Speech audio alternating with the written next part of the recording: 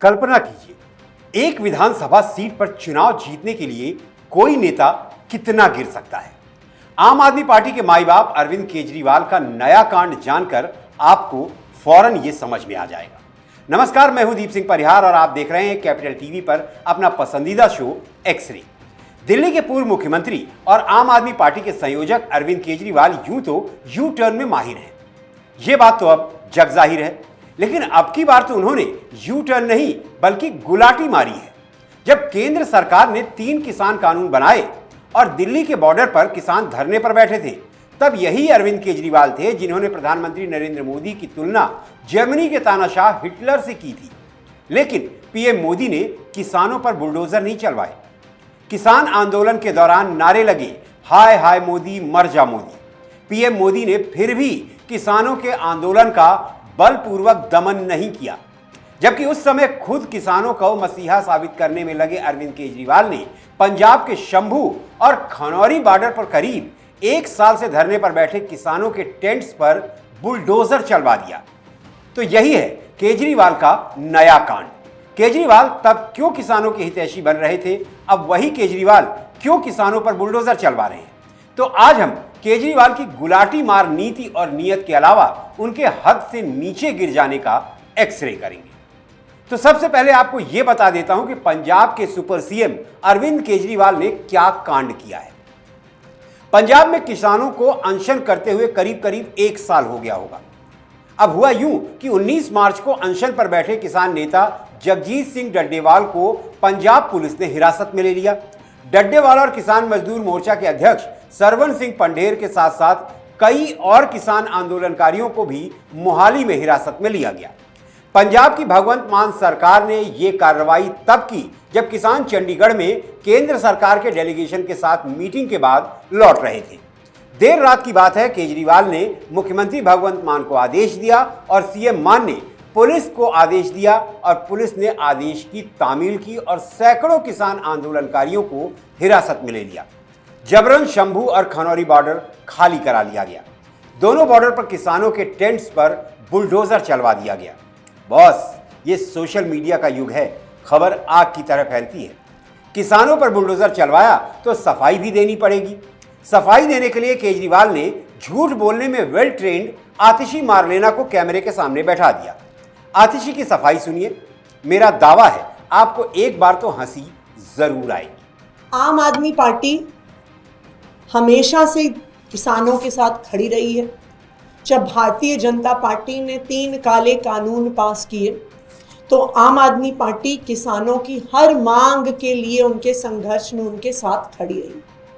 लेकिन जो किसान जब शंभू बॉर्डर पे पिछले 1 साल से बैठे हुए थे, बॉर्डर बंद होने से, हाईवे बंद होने से पंजाब की अर्थव्यवस्था को, पंजाब के व्यापार को बहुत ज़्यादा नुकसान हो रहा था।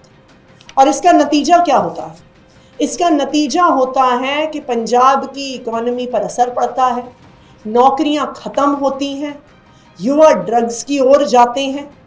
और आम आदमी पार्टी की पंजाब सरकार ने ड्रग्स के खिलाफ, नशे के खिलाफ एक युद्ध छेड़ा हुआ है और उस युद्ध के तहत ज़रूरी है कि पंजाब की अर्थव्यवस्था, पंजाब में व्यापार, पंजाब में नौकरियां बढ़ें।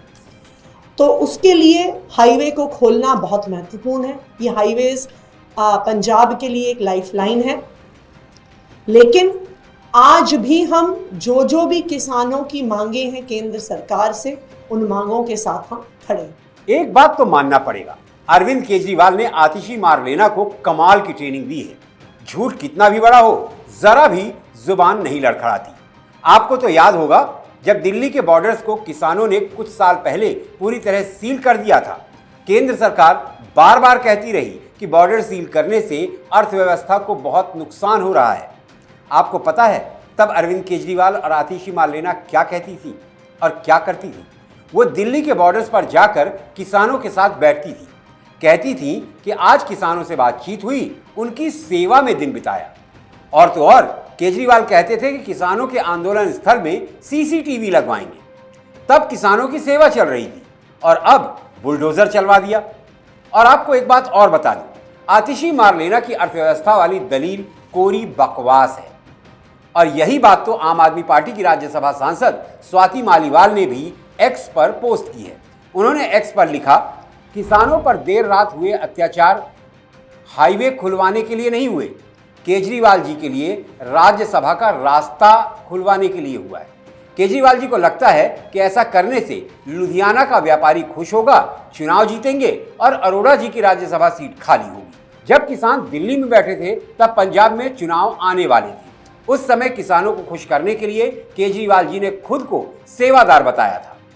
अब जब किसान पंजाब में बैठे हैं तो केजरीवाल जी ने आंदोलन को बातचीत से नहीं, जोर जुल्म से खत्म करने का प्रयास किया। ऐसा दोहरा रवैया क्यों? वार्ता की जगह ऐसा तानाशाही मार्ग अपनाना केजरीवाल जी के गुस्से और बदले की भावना का एक और उदाहरण है। तो ये माजरा है। किसानों के आंदोलन को उजाड़कर अरविंद केजरीवाल अपनी सियासी जमीन के जुगाड़ में लगे। 8 मार्च एक ऐसी तारीख थी जिस दिन केजरीवाल की दिल्ली में सियासी दुनिया उजड़ गई थी। दिल्ली में चुनाव जीतने के लिए नरेंद्र मोदी को दूसरा जन्म लेना होगा, ये चैलेंज अरविंद केजरीवाल ने दिया था। स्थिति ये हो गई कि वो अपनी सीट तक नहीं बचा सके। बीजेपी के परवेज साहिब सिंह वर्मा से नई दिल्ली विधानसभा सीट से केजरीवाल हार गए। अरविंद केजरीवाल के सियासी सूरज का दिल्ली में उदय हुआ और दिल्ली में ही अस्त हो गया। बचा पंजाब, जहां आम आदमी पार्टी की सरकार है। दिल्ली में हार के बाद केजरीवाल ने पहले तो कोशिश की कि भगवंत मान से कुर्सी छीनकर खुद पंजाब का मुख्यमंत्री बन जाएं, लेकिन केजरीवाल के दिल के अरमा आंसुओं में बह गए। दिल्ली से अपना पूरा लाव लश्कर उठाया और पंजाब के होशियारपुर विपश्यना करने पहुंच गए। विपश्यना तो बहाना था, दरअसल वो अपने लिए पंजाब से राज्यसभा की सीट का जुगाड़ करने गए थे, क्योंकि दिल्ली से राज्यसभा जाने का कोई रास्ता मिला नहीं। हार के बाद हालत ऐसी हो गई कि उनकी अपनी पार्टी के नेताओं ने उनके लिए राज्यसभा सीट छोड़ने से इनकार कर दिया। पंजाब के संजीव अरोड़ा शर्तों के साथ तैयार हुए कि वो राज्यसभा सीट छोड़ देंगे। शर्त थी लुधियाना वेस्ट विधानसभा सीट से चुनाव जीतने के बाद उन्हें पंजाब सरकार में मंत्री बना दिया जाए। अब इस शर्त को पूरा करना अरविंद केजरीवाल के लिए अस्तित्व वाली लड़ाई हो गई। मुश्किल ये थी कि किसान खनौरी और शंभू बॉर्डर पर आंदोलन कर रहे थे, जिससे लुधियाना के उद्योगपतियों को भारी नुकसान हो रहा था। आंदोलनकारी किसानों की वजह से ट्रकों के मूवमेंट पर बहुत तेजी से असर पड़ रहा था और यह असर व्यापारियों को भारी पड़ रहा था। केजरीवाल को समझ में आया कि अगर ऐसा ही चलता रहा तो लुधियाना वेस्ट में होने वाले चुनाव में व्यापारी वर्ग का वोट नहीं मिलेगा, और वोट नहीं मिला तो संजीव अरोड़ा चुनाव हार जाएंगे और राज्यसभा सीट खाली नहीं होगी, जिससे अरविंद केजरीवाल की रही सही उम्मीद पर पानी फिर जाएगा। यही बात तो स्वाति मालीवाल ने भी कहा है। किसानों पर बुलडोजर चलवाने का मकसद हाईवे खुलवाना नहीं, केजरीवाल जी के लिए राज्यसभा का रास्ता तय करना था। मान गए केजरीवाल साहब, कमाल के कांडी हैं आप। अच्छा, क्या आप जानते हैं कि 10 जुलाई 2024 को पंजाब एंड हरियाणा हाईकोर्ट ने आदेश दिया था कि एक हफ्ते में शंभू बॉर्डर को खोला जाए।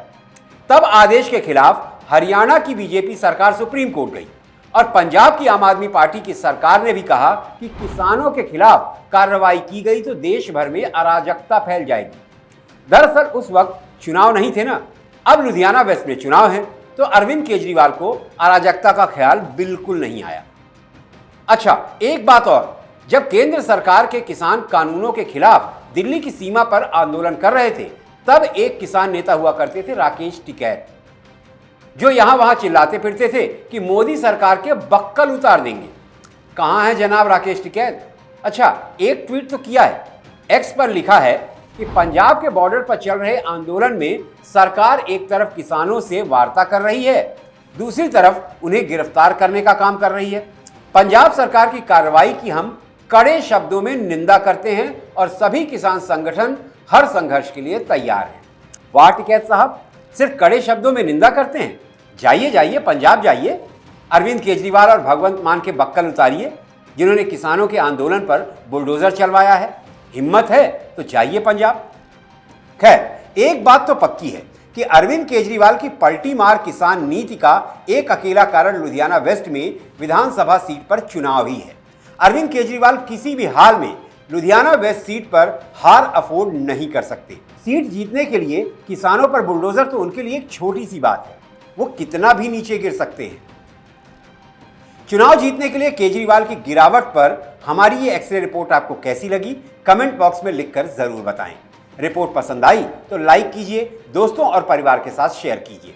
कैपिटल टीवी को सब्सक्राइब करना ना भूलें और हां, किन मुद्दों पर एक्सरे रिपोर्ट देखना चाहते हैं अपना सुझाव भी दें।